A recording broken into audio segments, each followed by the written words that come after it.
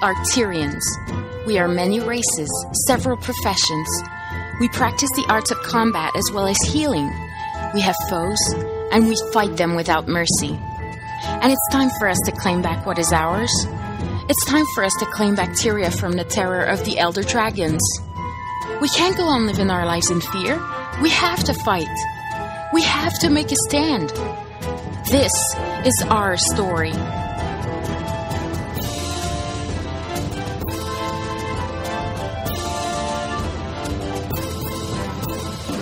Hello everyone, and welcome to episode number 2 of the Chronicles of Tyria Lorecast. I have to get used to not saying podcast. So, because we don't have to introduce the Lorecast, we're just kind of going to jump right into it. Because why not? Just a reminder to everyone, weekly on Wednesdays you'll be able to find your Lorecast here on iTunes and YouTube, and Naveen also on CoTPodcast.com? Yes, sir. Okay. Again, just a confirmation, our Drawing with Joel segment that happens on Mondays is now going to be a definite permanent fixture. Check it out. It's pretty popular.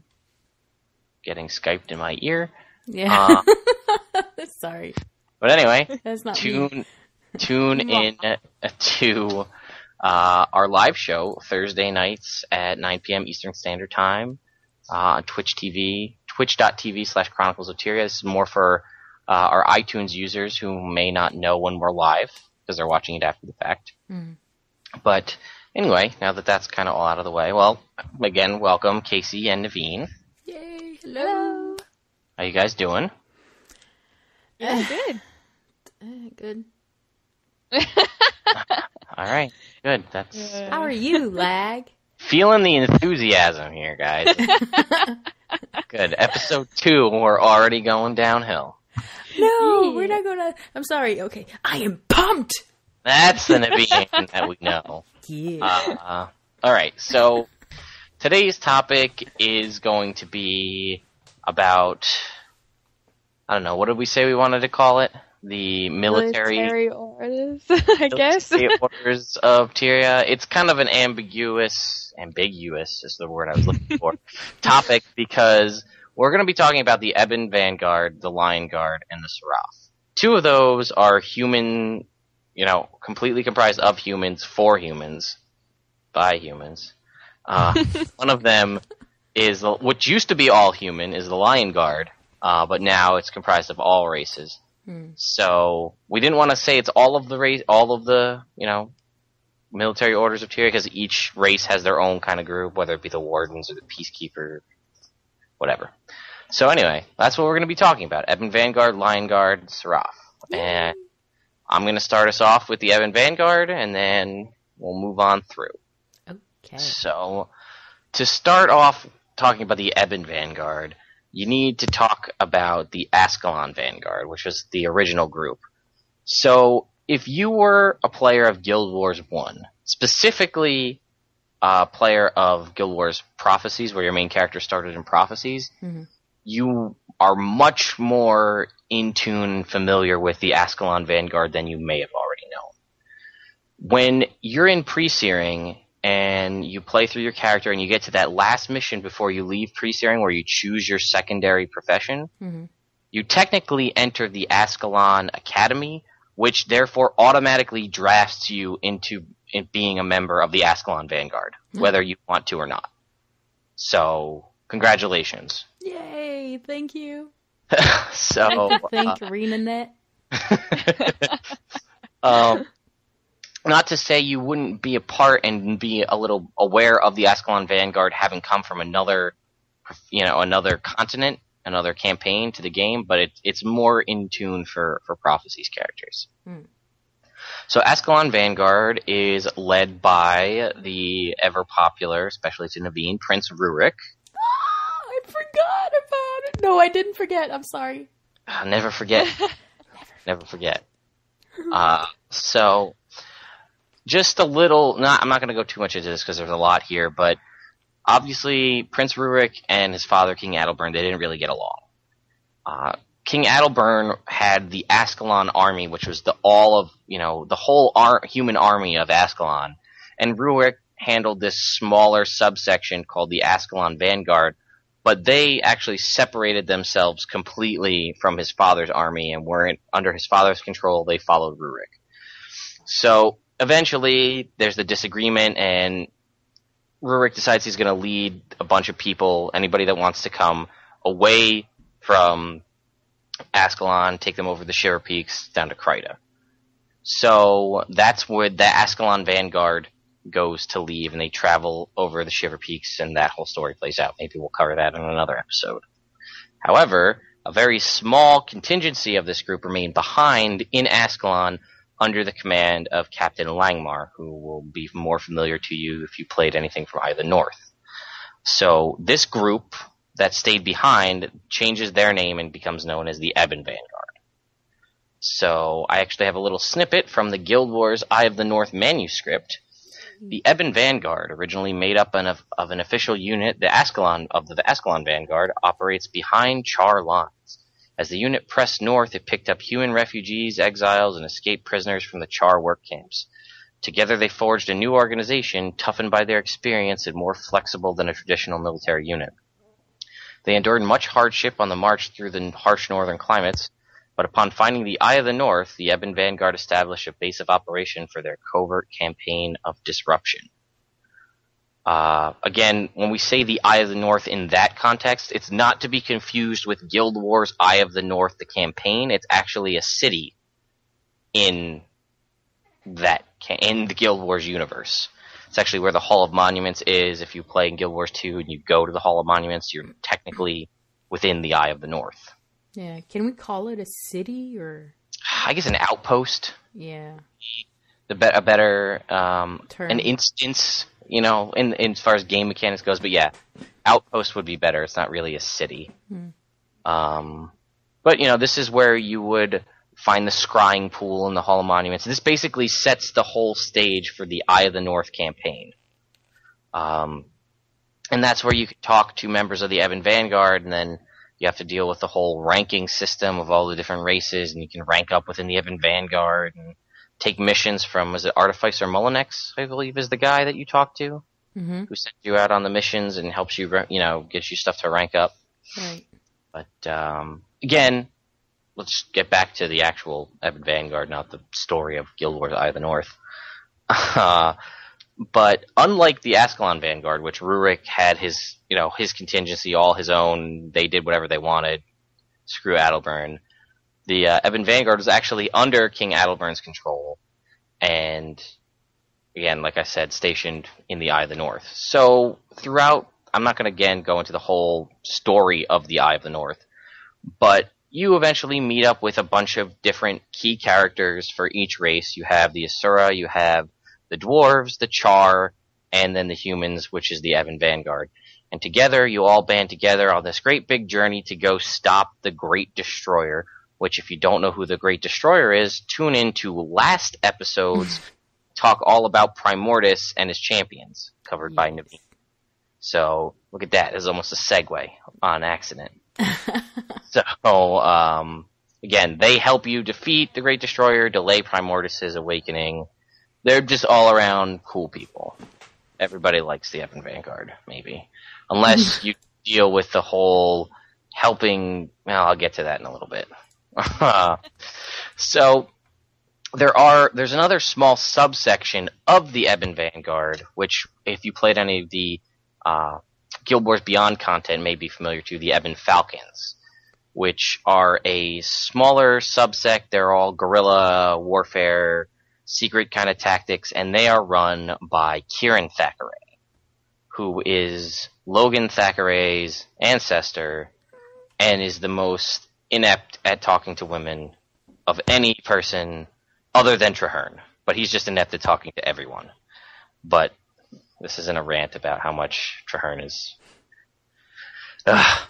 So, Kieran Thackeray, ancestor to Logan Thackeray, leads the Ebon Falcons, and he goes and joins up during the War in Kryta, which is Guild Wars Beyond content, and they aid the Shining Blade in defeating the White Mantle and then eventually restoring Queen Salma to the throne which takes place in 1079 AE.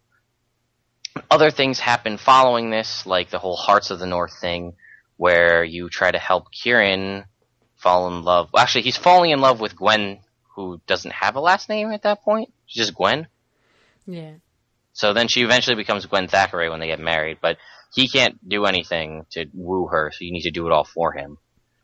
I don't know. I never really heard that storyline. Maybe we'll talk about that in another episode if we go through all of the campaigns. But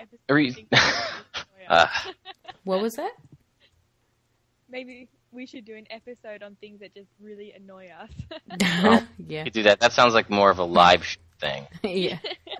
But Guild Wars pet peeves. Oh my goodness.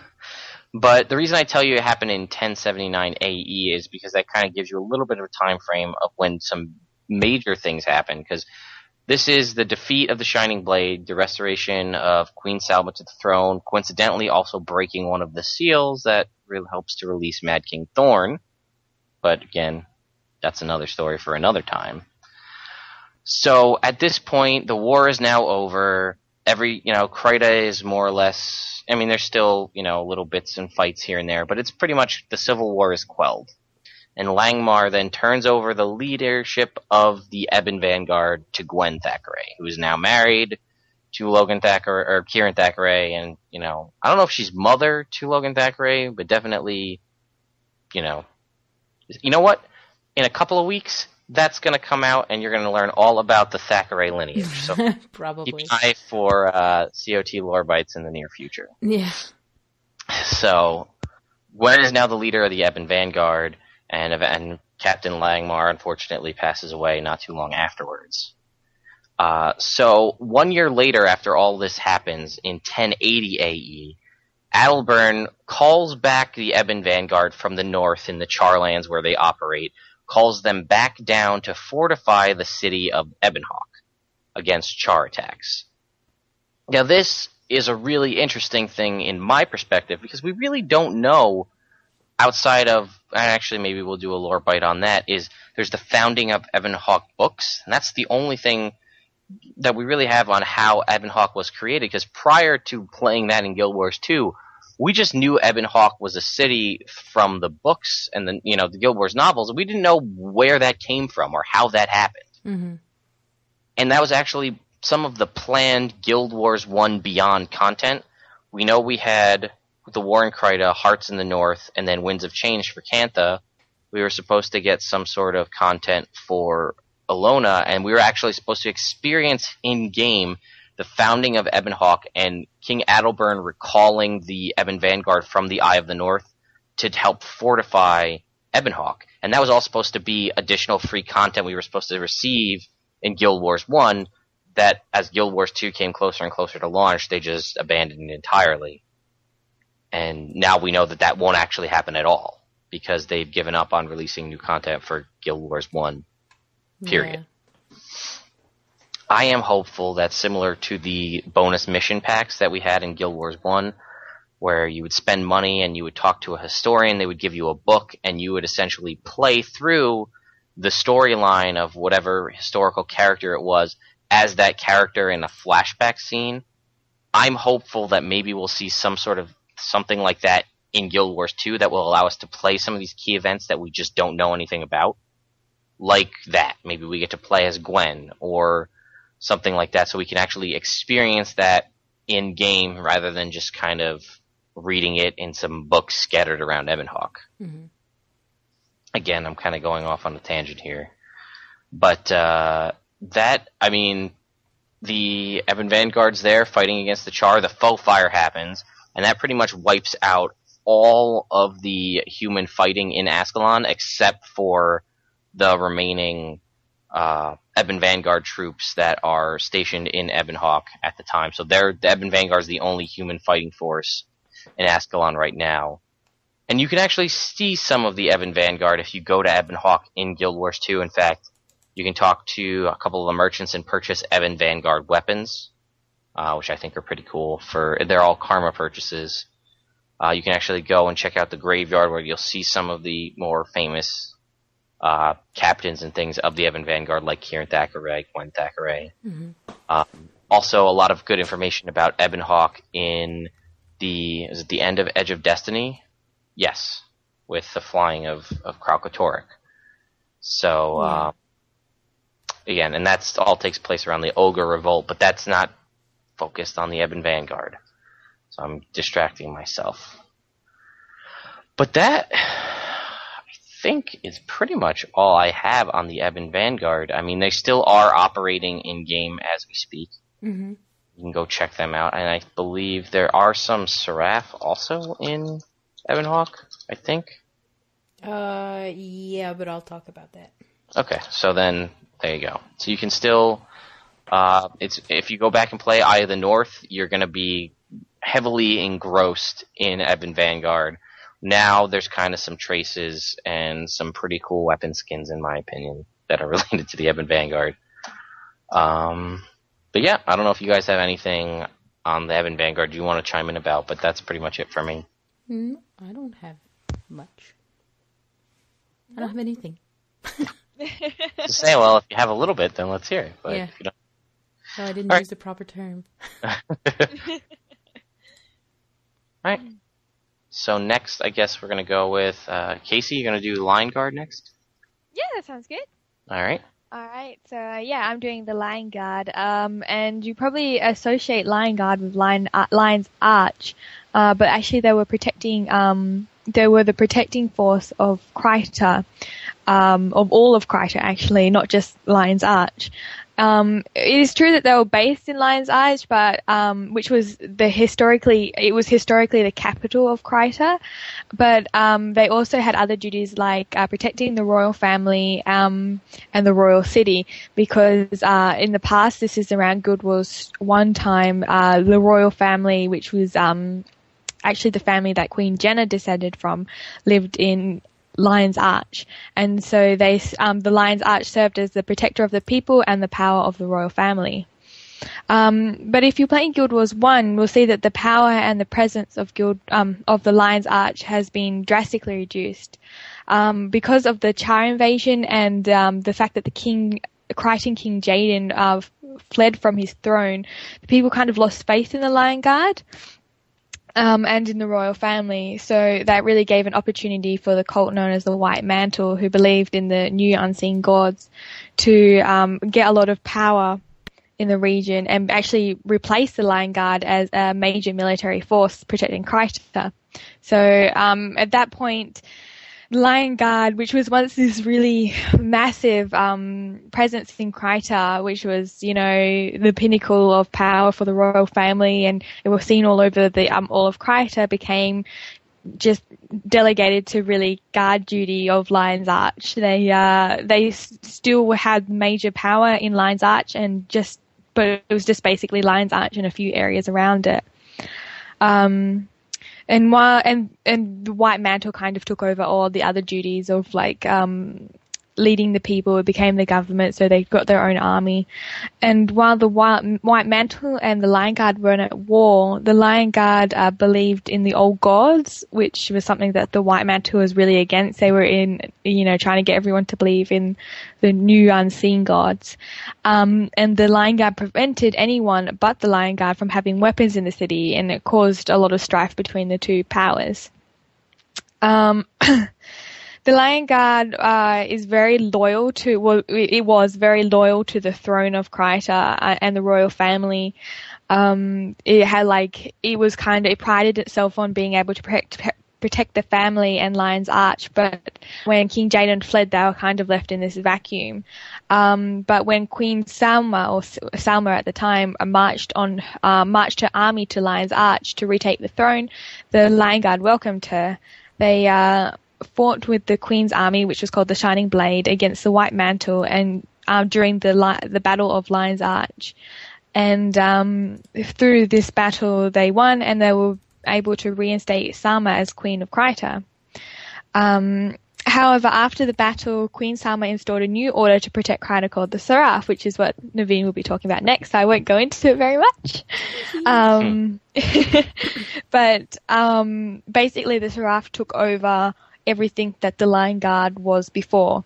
The Lion Guard was never really restored to its former glory, but continued. It still had like a base in Lion's Arch and still protect Lion's Arch, but the Seraph really kind of took over everything.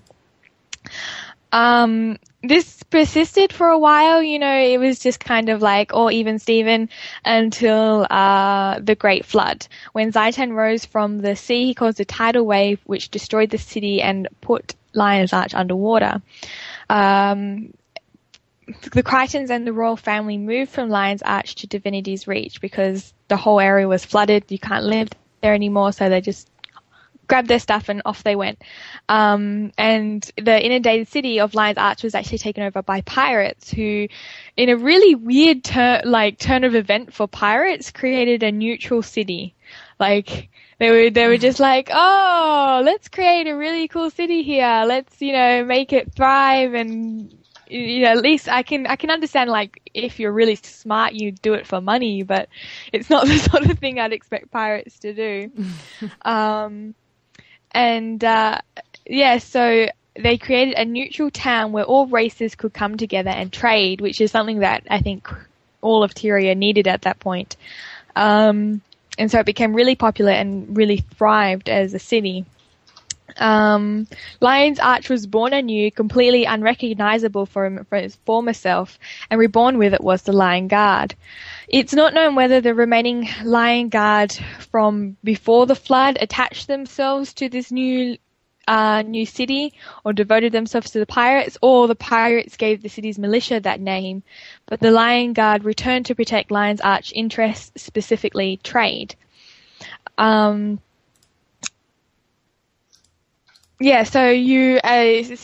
what this is really saying is like, sorry, I just lost myself there for a second. I've got a new kitten recently, and I get so distracted by it because it's always trying to gnaw on my hands.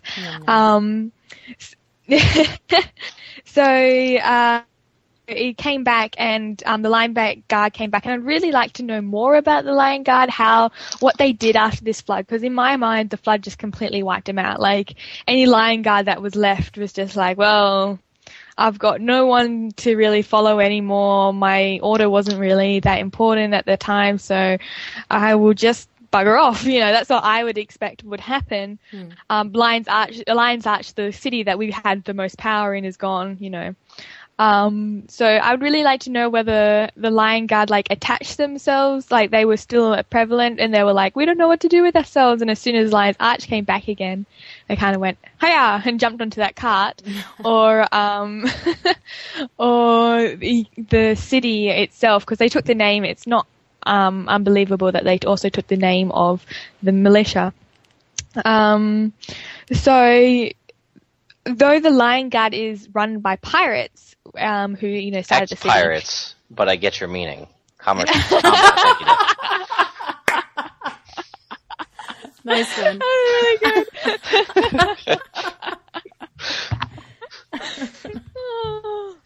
I'm sorry, I couldn't resist. Yeah. Oh, I hear that all the time at the bank. Yeah. Yes. Even though it is run by pirates, they call themselves ex-pirates, but they're still pirates because they still have ships, and I don't know. We'll go with ex-pirates for now. The Lion Guard do have high ideals and don't act like a shambling mercantile force. I don't even know if that's a word. Yeah, I don't know. Mercantile.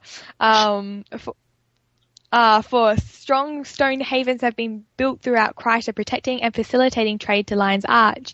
The Lion Guard wear uniforms of gleaming gold and have special weapons emblazoned with the signature lion of Lion's Arch. The Lion Guard seem to have an efficient military training, and with each haven has a sheriff, captain, or lieutenant who commands it. I find this really interesting because it kind of shows that it's really hard to tell whether the pirates, like, yeah, sure, some of the people in charge act like pirates, but when you actually see the Lion Guard out and about, you know, in their havens, they don't actually seem like pirates or anyone that's commanded by pirates. They seem just as well organized and high idealed as the Seraph. But one thing is when you talk to them, they will always be talking about, like, if you know, they have those default texts like, what do you do here? What's this haven for? You know, well, if you had any troubles recently, you know, when you talk to, like, important people there, they always talk about trade, like, where this haven is to protect the trade between this place and this place. We're protecting merchants and traders on the road. You know, they're always talking about trade, and obviously trade is such a big thing for Lion's Arch. And it's such an important thing to them. And you can actually see, like, I actually went and looked in game, and it's amazing how much detail they have. But I noticed that all the places where the havens were was actually on places where traders would go through. And it's very interesting. Like, you can see, like, I saw in areas where there would be no possible trade. There's no city that they can possibly trade to. There wouldn't be havens there. Like, they went to that extent and that logic. They didn't just use it to put havens all over the place in the game. So that was really interesting to see. With the new city, the Lion Guard went under a drastic ideological change. Since Arch is a multicultural city, the Lion Guard abandoned their unifying belief of the old human gods and welcomed every race and religion.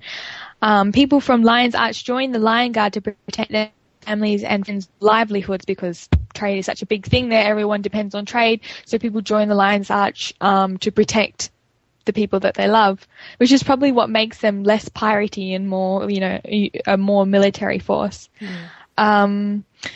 The Lion Guard's interests are no longer for Kryta as a whole or even the royal family, but rather just for Lion's Arch. They have cut ties with the royal family and are no way affiliated with the royal throne of Kryta.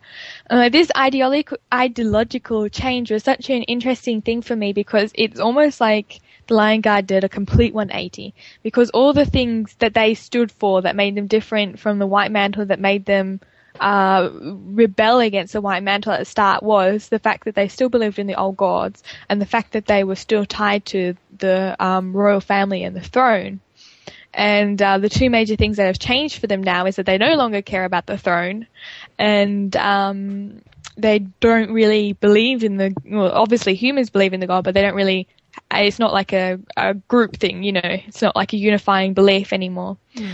So yeah, that's really interesting, but I think that kind of proves that it wasn't the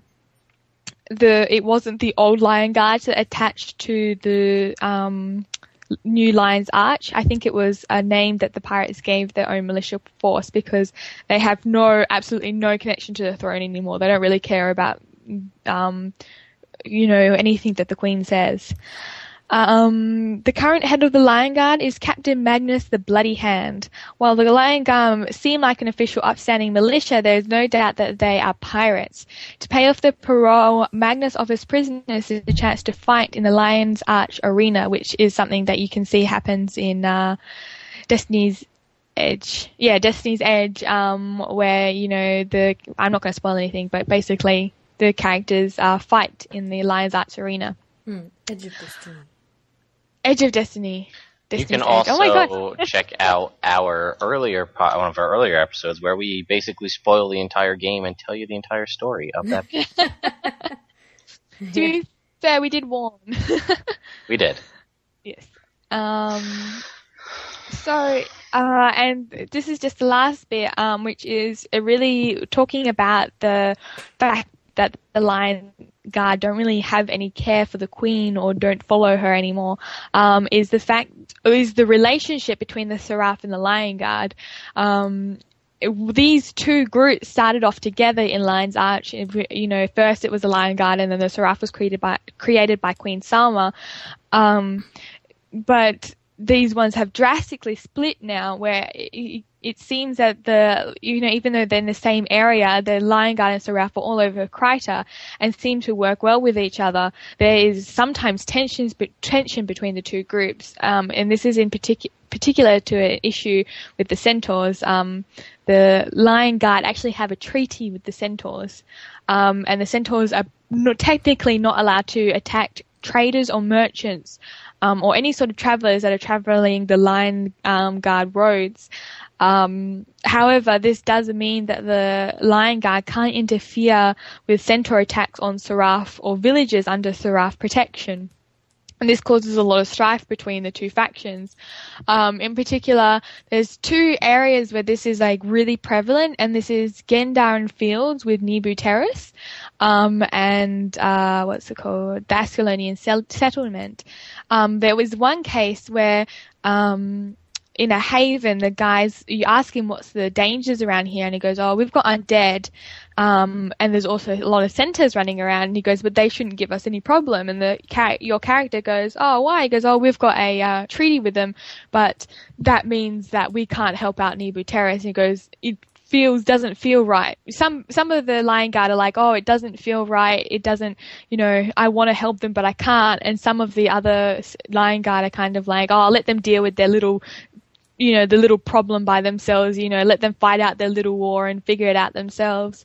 But there's actually a case of where the seraph, there was like a little fair going on, and I'm kind of all over the place, but there was a fair going on at one of the havens, and when the centaurs attacked, and the seraph and lion guard kind of were figuring out that they couldn't help, that the lion guard wouldn't help the seraph actually stopped turning up to the fairs at the haven, and actually brought down the numbers of the fair, and eventually made the festival stop. It was a festival, sorry.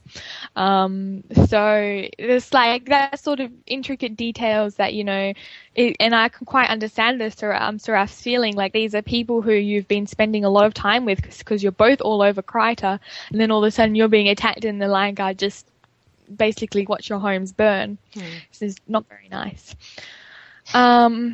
And you can actually see my favorite, this is actually going to be coming out in one of my stories next week, is my favorite kind of little thing they have around this is in Keswick's Hills. You actually see a centaur emissary walk into a haven. And the first time I saw this, like, I did such a typical thing. I went, centaur in the haven, there must be an event. And I tried to attack it, but it was actually green. But you walk in and there's a centaur here, and you see this human run up to him with a knife, and he gets really angry, like, I'm going to kill you, beast, or something like that. And the lion guard, Seraph, comes running down, and she says, put back your weapons. This centaur is under our protection. And the centaur is really awful and condescending as always. But they talk about the fact that the lion guard says, you've been attacking our merchants. We've heard reports and that you've been attacking our merchants. And the centaur's like, you've heard wrong. And all these kind of really condescending things. And then he says, oh, we've heard that you've been helping the seraph, and that sort of thing. They accuse each other, and then the centaur leaves. But that's one of my favorite things, like just the little details. I love that. They could have just happily explained away that they have a treaty, but instead they put that little extra effort into that little situation there. So that is basically the Lion Guard from Guild Wars 1 to Guild Wars 2.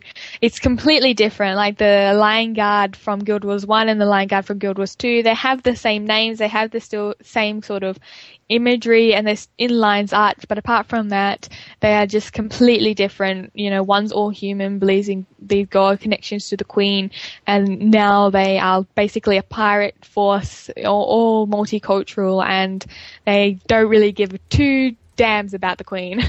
Yeah. So it's completely different.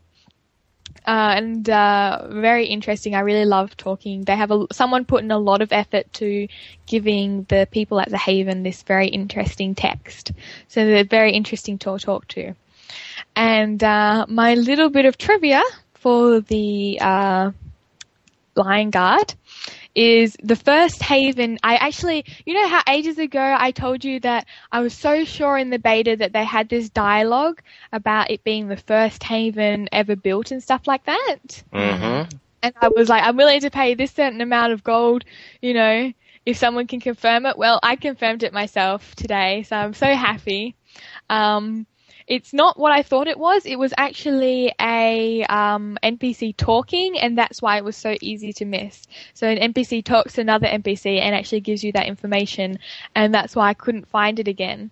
So it's actually, I confirmed that the first haven ever built was the First Haven, like it's actually called First Haven, in the southwest of Gendaron Fields. And if you go there, there's like a historian there who's really excited and is really happy. And but one interesting thing is that he makes this comment. He's like, "Oh, history is important. They should pay attention to how important this place is, even though they have squabbles with the centaurs." And I'm like, but the Lion Guard don't fight with the centaurs, so I don't know what's going on there, but it's very interesting stuff. I should go pay a visit. Yes. Yeah, I again, like Kaysee mentioned, definitely check out in Ghosts of Ascalon. They also mention some Lion Guard, but Edge of Destiny, there's a lot more because you get to see as she mentioned, the things with Captain Magnus the Bunnyhan, and he's pretty prevalent in the story there, and he does a lot of that's pretty much makes Destiny's Edge happen. But I believe the fighting pits that he had set up, they don't exist in Guild Wars 2 as we play it now. I think they were closed shortly after the events of the book. If memory serves, because where are they is my question. I thought I remember reading that somewhere, but they're not any physical location that I could see. Yeah. So I could be wrong, but that's what I remember reading.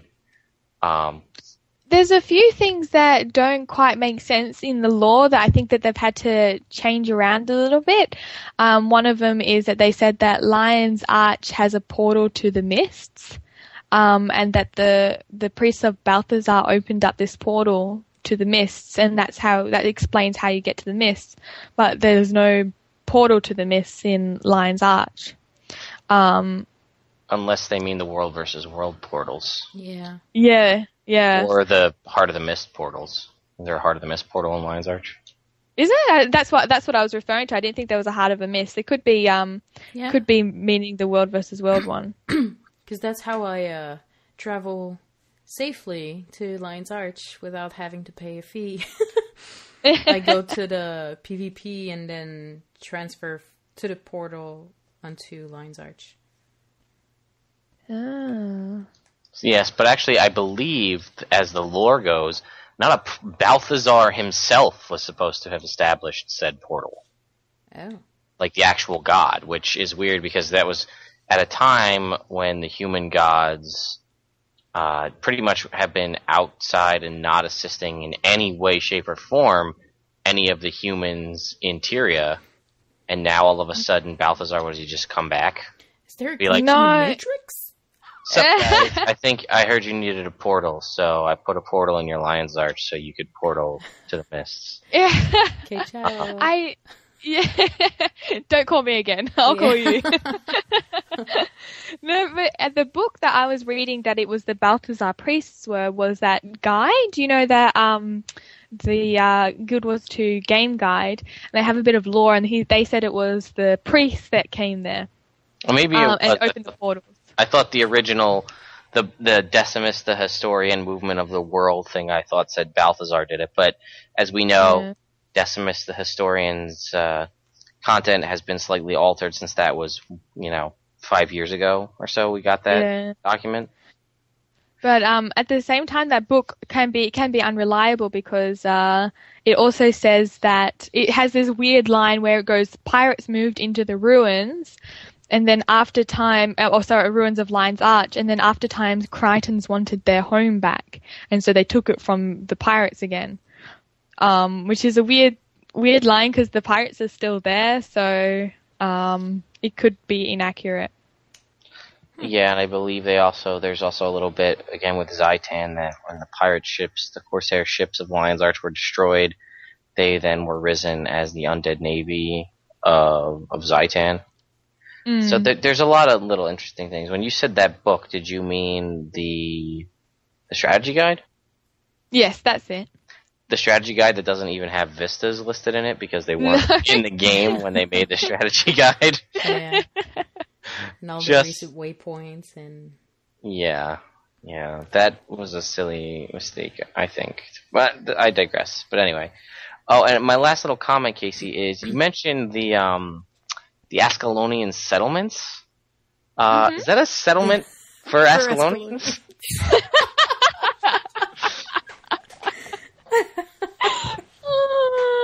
Oh my goodness.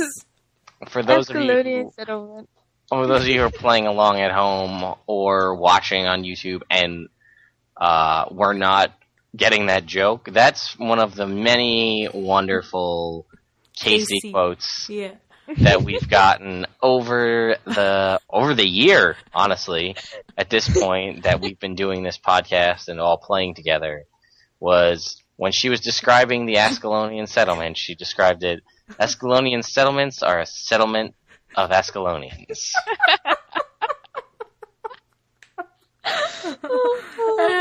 To this day, it makes me giggle. Yeah. I think so well on my feet. There's a couple other ones, but I can't remember them off the top of my head. So we'll have a show especially for that. Yeah, here we go. I posted them on our Twitter a long time ago. You can probably look it up under hashtag shit Kaysee says, I think is under, so you can check that out. But anyway, Naveen, Kaysee, if you have anything else, I don't want to cut you off. I'm sorry. Nope, I'm good. Thank you very much. Okay. Also, I guess I would just mention, to be a little bit more current, you may notice also there are Lion Guard in South Sun Cove, which is tying into this upcoming Dragon Bash festival we'll be seeing. And I believe Lion Guard Keel was tasked with clearing out any of the problems in South Sun Cove, such as Canic and things like that, to make South Sun Cove and Lion's Arch safe for the upcoming Dragon Festival. So, just a little current events for you. But yeah, so, Lagwyn, how about the Seraph? I don't know how it depends, because I think they pronounce it different ways. The characters in game pronounce it different ways. Yeah, Seraph. So, yeah, let's go with that.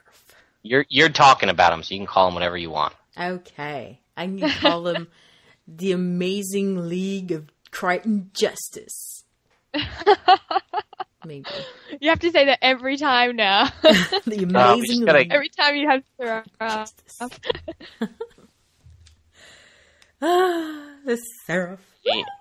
Alokj. Doesn't really roll off the tongue, but I'll find something. But anyway, take it away. Yes, thank you. Well, the Seraph, they're protectors of Kryta, and they're the largest of the three main military organizations in the human kingdom.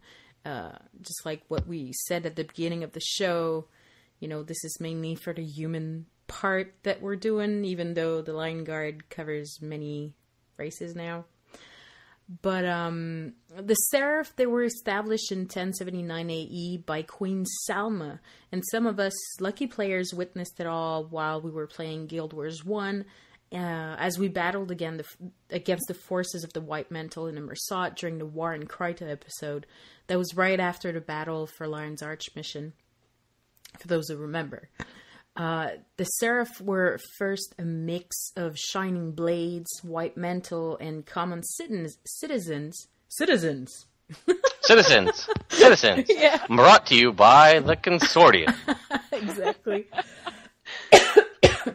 And all three of them, so the Shining Blade, White Mantle, and the common citizens, they were ready to protect Kryta with all their might.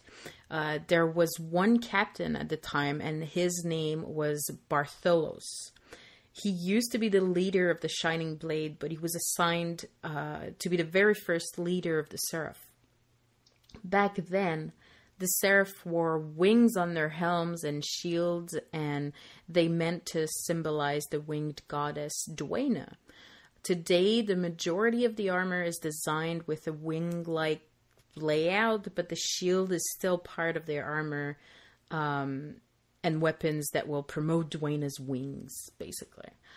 The seraph nowadays are the police, the army, and the protectors of the populace of Kryta. They are maintaining outposts throughout Kryta, and they patrol the kingdom's roads. They're the most numerous military force, so you'll see them almost everywhere in game as long as you're in Kryta. There's a little asterisk there for me, but I'll come back to that later. In Divinity's Reach, the seraph man the prison and holding cells no matter the birth of the individual detained. I say this because there's a tug-of-war of sorts going on between them and the ministry when it comes to trials. Only full nobility? How do you pronounce that? Nobility. You got it. Nobility? Yeah, okay. I thought it was language. Yeah.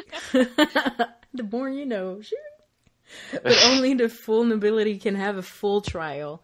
The commoners receive magistrate audiences at the ministry, and outsiders are given a hearing before the local seraph authority. The ministry takes charge of all the trials and hearings, again, across societal bounds. This means that the seraph can lawfully take authority over a noble-born prisoner brought in by the Shining Blade, or that the ministry can, in effect, refuse to present some of or all of the information gathered by the seraph during a trial. It's very complicated. This system was designed, though, to maintain an equal burden on both branches of enforcement, allowing the seraph to utilize their superior manpower throughout Kryta, while the Ministry Guard handles bureaucratic issues and legal rulings. In practice, the two groups are all too often engaged in a fierce contest over authority, and this you'll see if you play human, excuse me, and your personal story. At the beginning, you'll see both sides of them during the cutscenes. I forgot the word. The seraph have many captains, but at any point in time between 5 to 10, and they're all assigned to their specific district or territory. The most commonly known captain is Captain Logan Thackeray, aka mine and not the Queen's.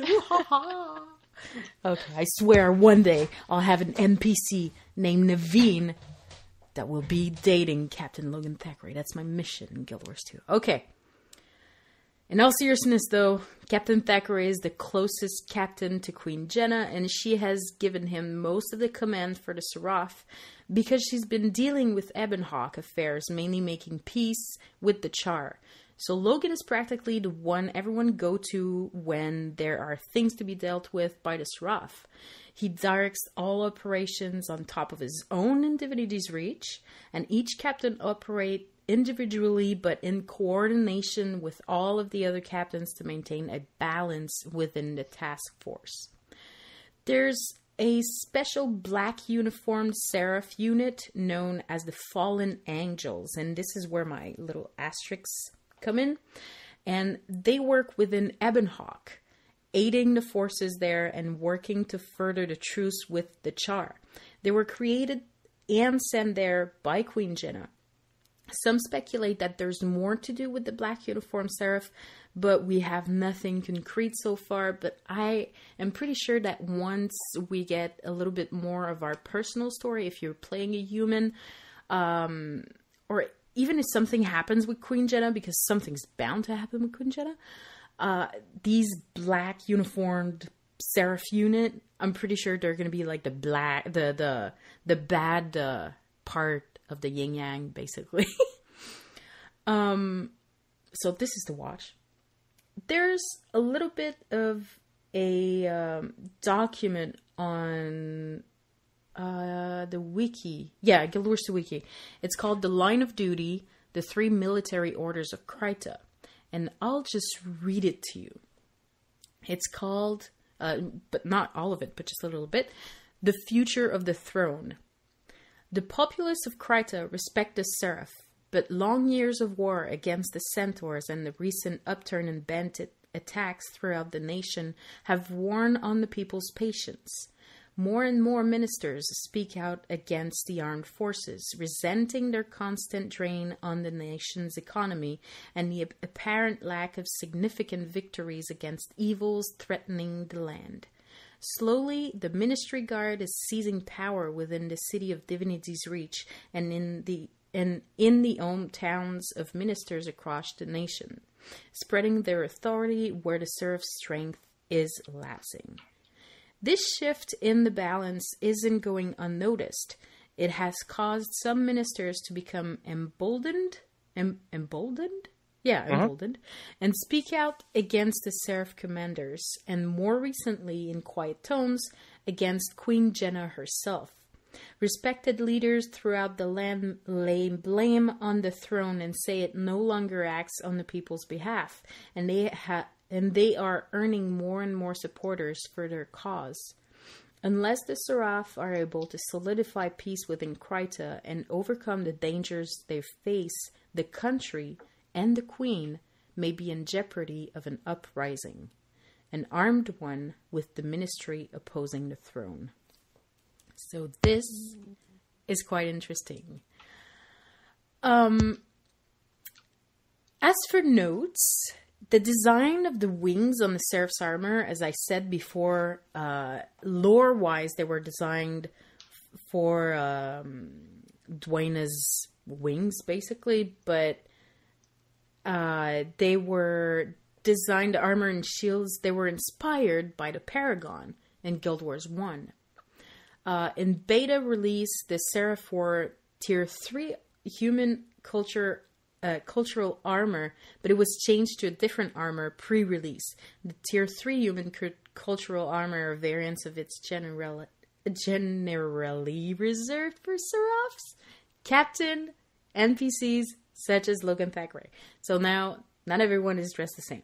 And there's a little bit of trivia.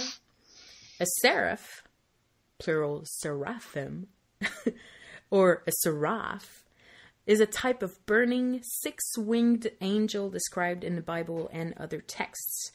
I think this is where it relates to Dwayna being sort of like an angel.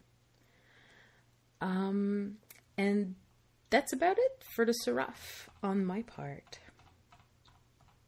All right. Yeah, I don't think we have much. I do remember, though, funny enough, in the beginning, they had talked about the way before release of the game. We had heard about the fallen angels, and that they were supposed to be this super secret group that not many people even knew existed. And like that's what I remember when I first got to Ebonhawk in the very first time I made it there. And then you get there, and then they're just like fallen angels walking in the street that say "fallen angel," and I was like, "Oh, they are the secretest people ever." So some NPC walks up to him. "Excuse me, sir, are you a fallen angel?" "Why, yes, I am." yeah. So that is just a little bit of interesting trivia, because I think when we did our human, our first, was it our sixth show? We did human lore, and we talked about the governments of the human, or the military of the humans, and we talked about Seraph, and I remember saying like, oh yeah, there's this super, or the Fallen Angels, this super secret group, and yeah, and they're just they're not so like secret we can go walk through Ebonhawk and see them. Yeah, I think the term secret is more in terms of what I talked about is like they're there. They're meant to keep peace with the Char, between Char and human, but I'm pretty sure that there's more to it, Yeah. And that Queen Jenna is really evil. Wishful thinking, Naveen. Wishful thinking. It's not wishful. I swear to Balthazar. I would love it. I would absolutely love it. I think it would be the best plot twist ever if she becomes a dragon champion and Logan has to kill her in some sort of horrible, tragic Romeo and Juliet way. No, not Romeo and Juliet, because there's nothing going on. But then he kills himself because he can't live without her. No, because then Ritlock will have to kill himself because he can't live with his bro. Well, that's that's true. Dialogue between Char and Huron.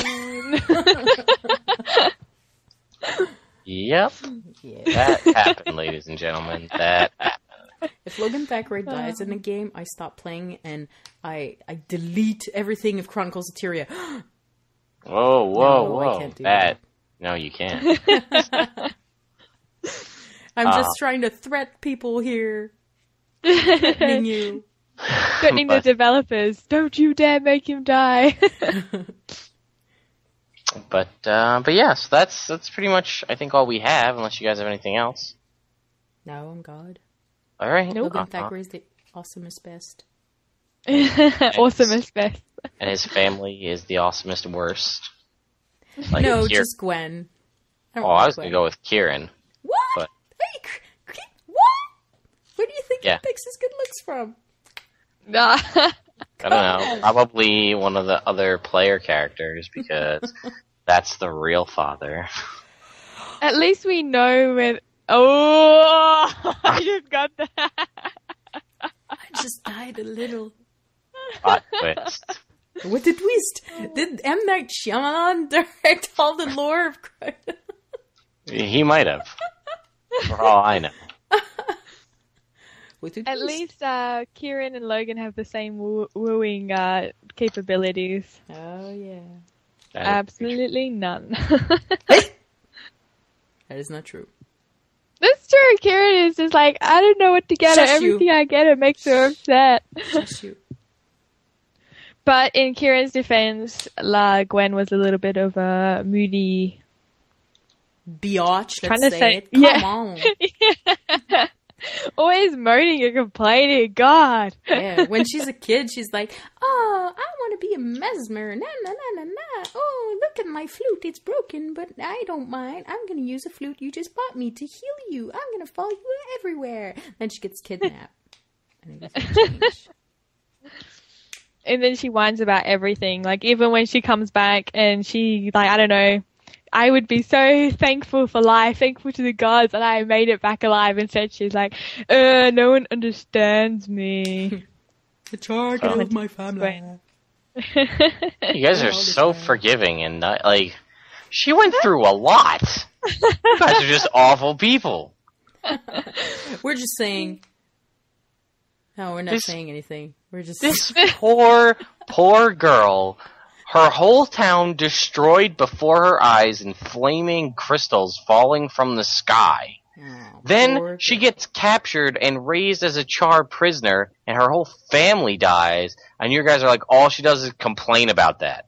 Yeah. I'm sorry, but that seems like you could complain about that. Hey, listen. Like, oh my god, my character was a noble, and the hardest decision I had to make was whether I joined the circus. Like, that oh my god. That was a very hard decision, Lag. Come on.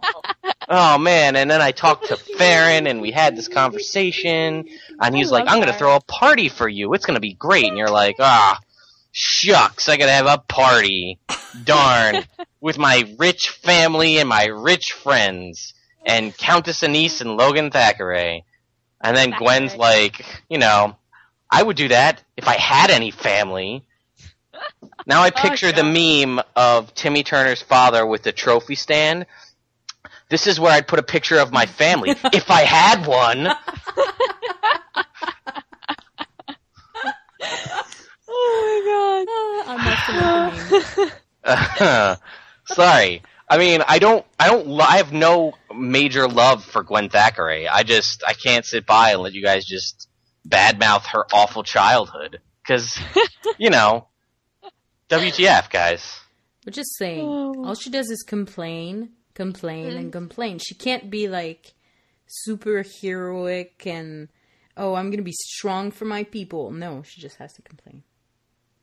Yeah, it's almost like running out on your entire party when they're going to fight an elder dragon because your girlfriend called. Oh my god! I used to like you a little. I mean, she's not his girlfriend. She's the queen. Yeah, which makes it even worse. Oh my lord! It's not even like Ridlock can be like, it's cool, buddy. Go get laid. I got you. He wasn't even getting laid. He was. Yeah, that's what I'm saying. Like, it's not even like a. It's not allowed. yeah. Hilarious. Woo, lore. Best episodes I think we've done. I am fine. At least we finished the lore before we got into this. True. Yeah.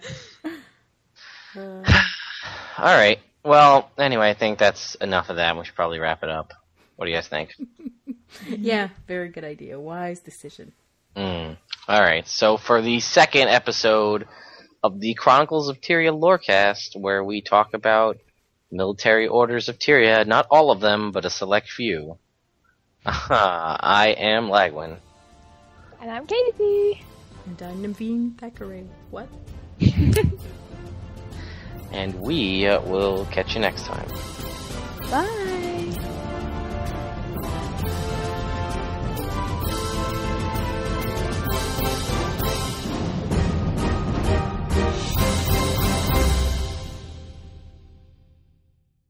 Yeah, there's goddamn all the Thackeray's and they're being all over the. Hey.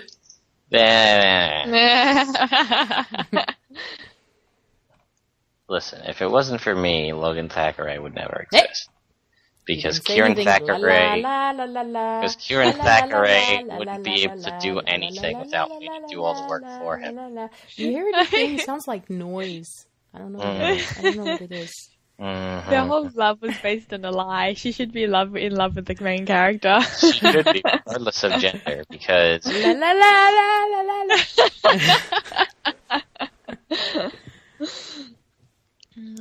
You're gonna like my next Guild Wars 2 song. oh yeah. I don't even want to know. Yes, you do. Well, Yes, no, you do. I'm gonna find out anyway.